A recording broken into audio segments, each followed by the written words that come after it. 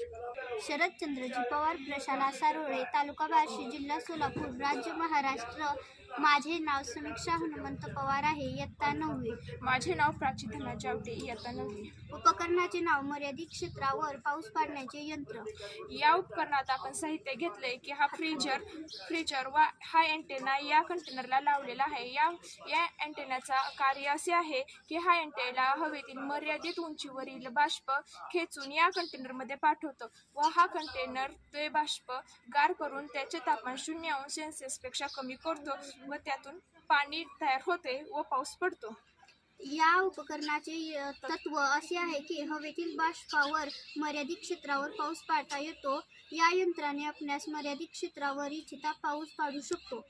या यंत्राचा आपल्याला असा उपयोग होतो की ज्या ठिकाणी पाऊस पडत नाही व नुसते ढग येऊन जातात त्या ठिकाणी आपण इच्छितो त्या ठिकाणी मर्यादित प्रमाणात पाऊस पाडू शकतो.